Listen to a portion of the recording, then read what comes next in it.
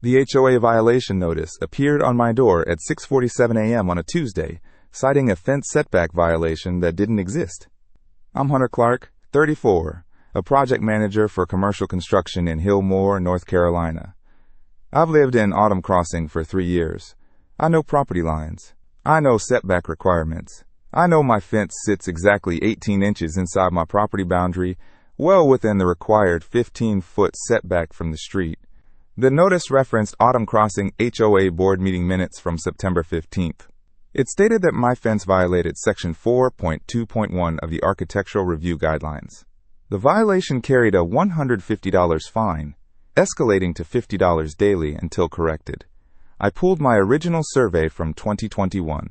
The fence location matched perfectly. I measured again with my Stanley Fatmax tape measure, 18 inches from the property pin. The HOA guidelines clearly stated 15 feet minimum from street-facing property lines. Something was wrong. I called the HOA management company, Piedmont Property Services. The receptionist transferred me to Kai Rogers, the community liaison. He confirmed receiving my violation appeal but said the board's decision was final, based on recent survey discrepancies. Recent survey discrepancies. I'd never heard that phrase before. I requested copies of the September 15th meeting minutes.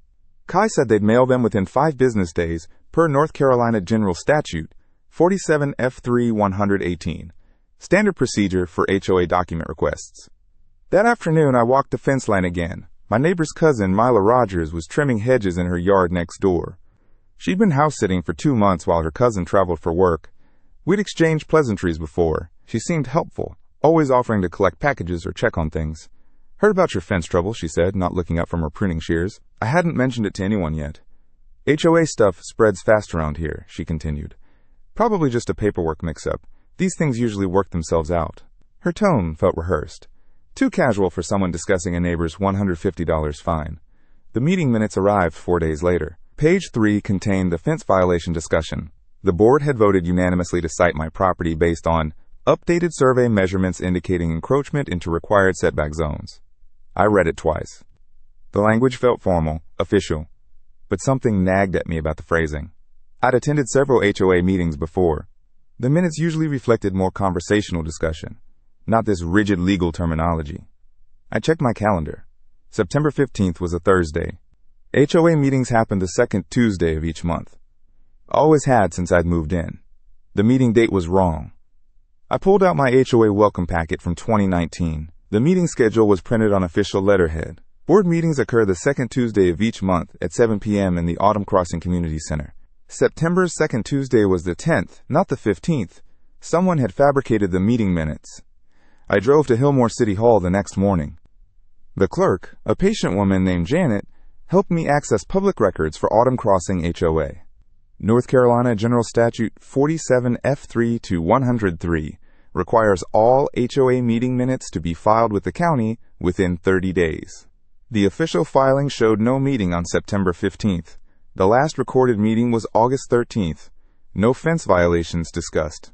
My hands trembled as I photocopied the documents. Someone had created fake minutes specifically to justify my violation. This wasn't a mistake or miscommunication. This was deliberate fraud. I needed to understand the timeline. When had this started? Back home, I reviewed every HOA communication from the past 6 months. The violation notice arrived October 3rd. The fake meeting minutes were dated September 15th. But when had someone first measured my fence? I called Piedmont Property Services again. This time I asked for specifics about the survey discrepancies mentioned in my violation. Let me check your file, Kai said. According to our records, a resident complaint was filed on September 8th regarding potential setback violations on Maple Grove Lane. The board authorized a property assessment. Who filed the complaint? I can't release that information without board approval. Can you tell me who conducted the assessment? That would be handled internally by our compliance team. Internal compliance team. Piedmont managed 47 HOA communities across 3 counties. They didn't send staff to measure individual fences. They contracted local surveyors or relied on board members for basic violations. I hung up and walked outside. Mila was watering plants in her front yard. She waved cheerfully. Any luck with the fence situation? She asked. Still working through it, I said. Do you know if anyone's been measuring properties lately? Maybe someone from the HOA? Her expression shifted slightly. Not that I've seen. But I'm not here all the time. She'd been house-sitting for 2 months. She was here every day. That evening, I called my neighbor directly. Tom lived in Denver now, working for an aerospace company. We'd exchanged contact information when he moved. Mila mentioned some HOA drama, he said. Something about your fence. Did you know she filed a complaint about my property? Silence. What kind of complaint? Someone reported my fence for setback violations. It triggered a violation notice and fine. That doesn't sound like Mila. She's usually pretty laid back about neighborhood stuff. I explained the fake meeting minutes and the timeline. Tom listened without interrupting. This is weird, Hunter. Mila's been helping me with property management stuff while I'm away. She has access to my HOA documents, board contact information, that kind of thing. But filing complaints? That's not her style. What kind of property management stuff? Basic maintenance coordination? She's got copies of my deed, survey reports, HOA bylaws. I needed someone local to handle contractor access and communicate with the board if issues came up. My stomach dropped. She has access to your survey reports? Yeah, the original boundary survey from when I bought the house. Why? I need to see those documents. Tom agreed to email me copies that night. The survey showed his property line running parallel to mine with clear setback measurements for both lots. My fence was properly positioned according to the 2018 survey. But there was something else. The survey included detailed measurements for the entire block. Every property line, every structure, every easement.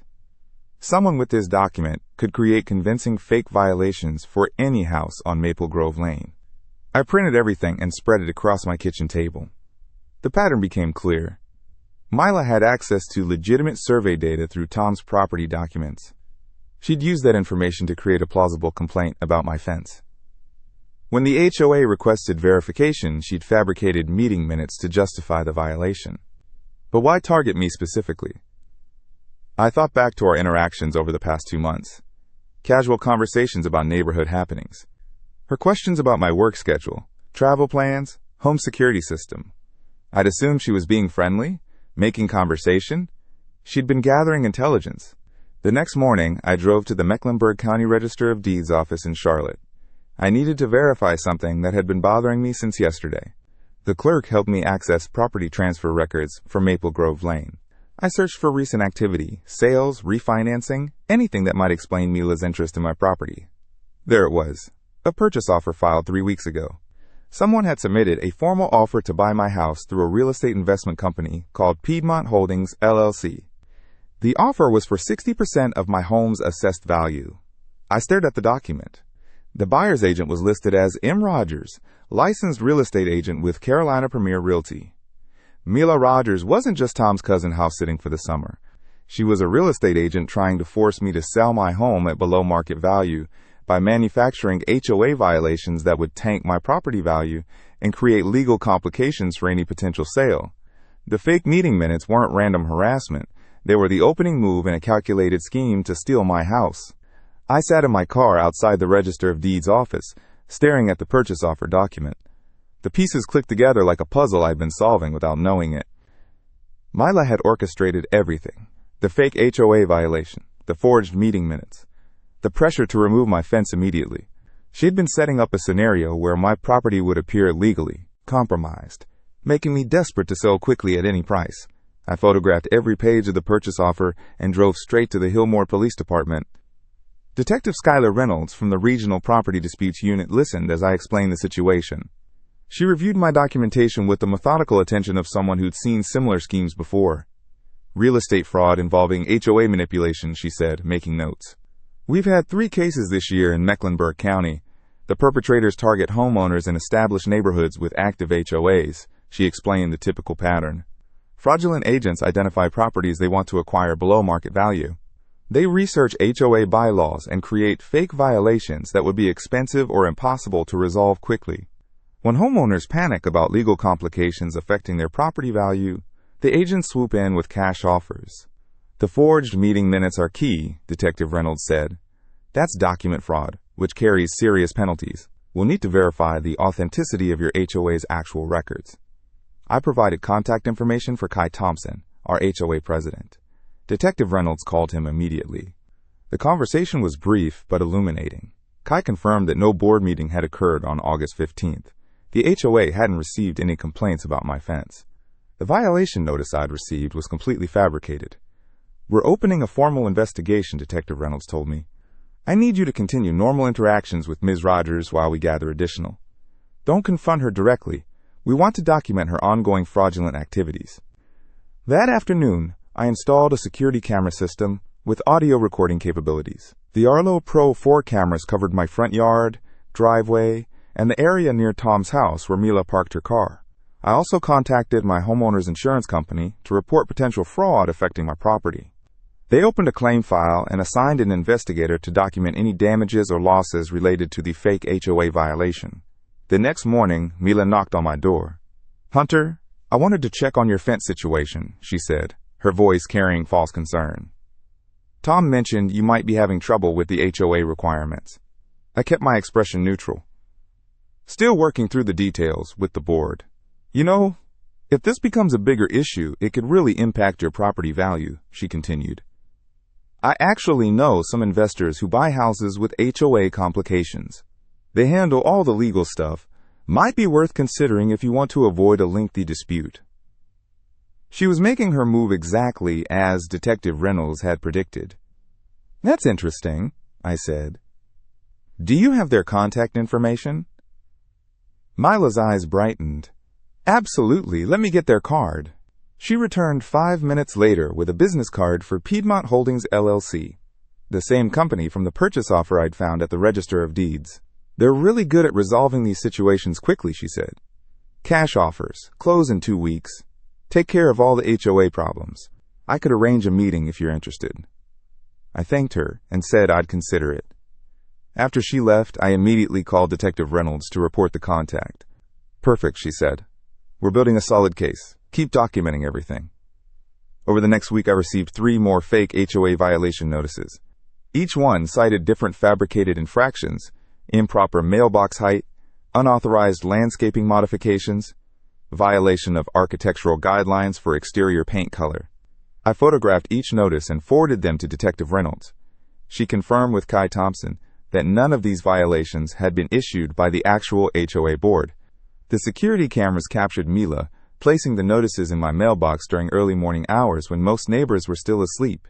She wore different clothing each time and approached from various angles, clearly trying to avoid detection. On Thursday evening, Mila knocked again. "Hunter, I hate to be the bearer of bad news, but I heard the HOA is considering legal action over your fence," she said. "Multiple violations can trigger automatic fines and even liens against your property." She paused dramatically. "I spoke with my contacts at Piedmont Holdings. They're prepared to make an offer this week. 60% of assessed value, cash, close in 10 days. It would get you out of this mess completely." I pretended to consider her proposal. "That seems low for the current market."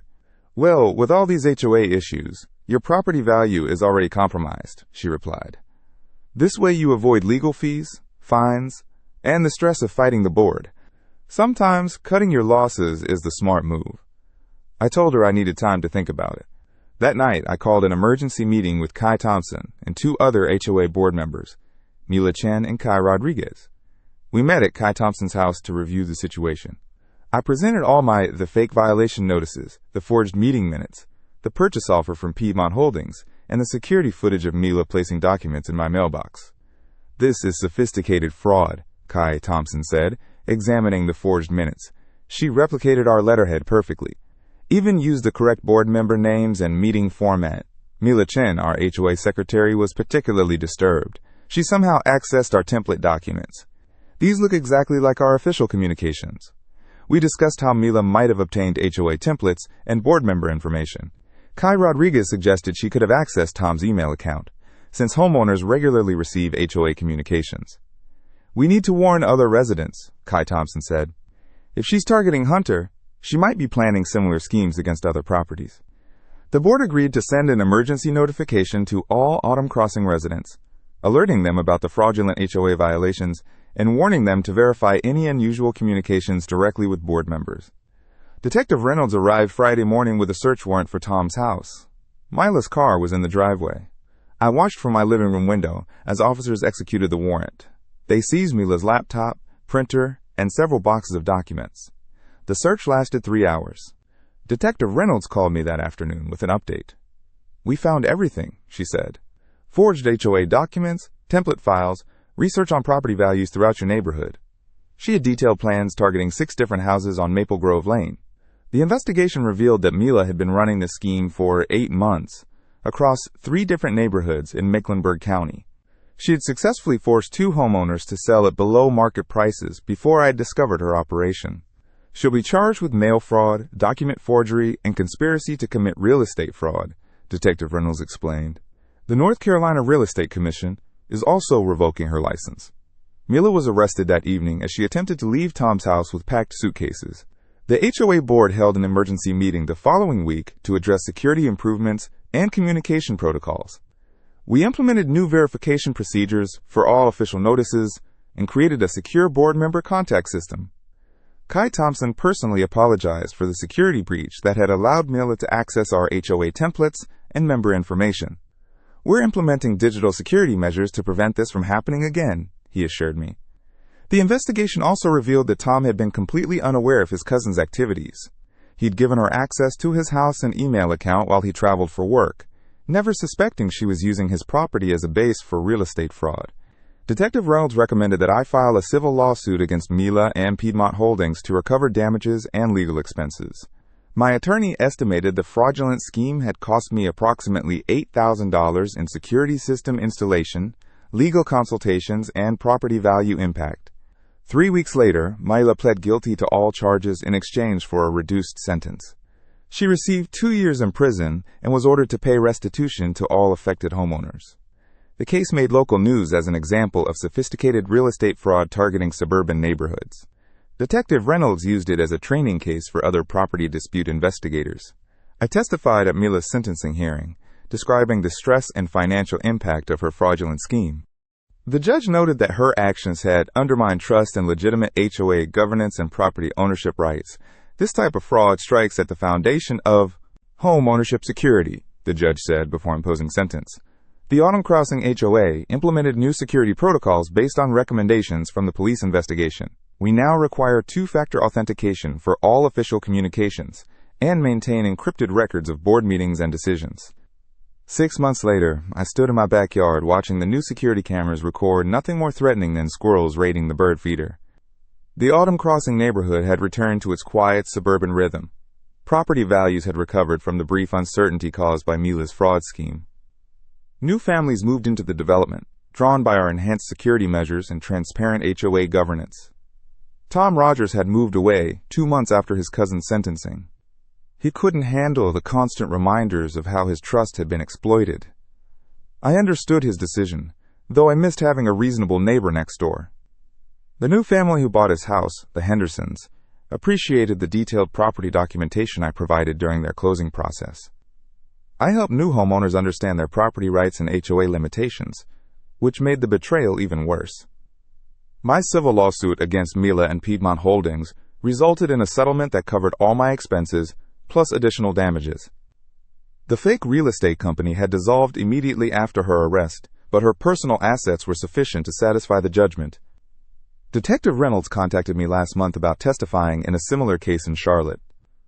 Apparently, Mila's scheme had inspired copycat fraudsters targeting other HOA communities. My experience helped prosecutors understand the sophisticated nature of these property-based confidence games. The Autumn Crossing HOA board had implemented every security recommendation from the police investigation. Kai Thompson remained as board president, having learned valuable lessons about document security and verification procedures. Our new protocols had already prevented 2 attempted scams targeting other neighborhoods in Hillmore. I'd received thank you letters from 3 other homeowners who'd been targeted by similar schemes in neighboring developments. Word had spread about the importance of verifying HOA communications and checking public records for unusual property activity. My project management skills had proven surprisingly useful in organizing the community response to real estate fraud. Several other HOA boards had asked me to review their security protocols and help implement verification systems. The fake violation notices that had started this entire ordeal now served as training materials for new board members. We kept copies in our secure files as reminders of how easily official-looking documents could be forged and distributed. My relationship with the neighborhood had strengthened through this experience. Neighbors who'd barely spoken before now stopped to chat about property maintenance and HOA updates. The shared crisis had created genuine community connections. The security system I'd installed during the height of the harassment campaign had paid for itself by deterring package thieves and providing for 2 minor vandalism incidents. What had started as defensive measures had become valuable neighborhood assets. I still checked my mailbox carefully each day, examining every HOA notice for authenticity. The verification habits I'd developed would probably last forever. Trust, once broken by sophisticated deception, required constant maintenance to rebuild. But the fear was gone. The uncertainty had ended. The neighborhood felt safe again. It was finally over, and the silence felt earned.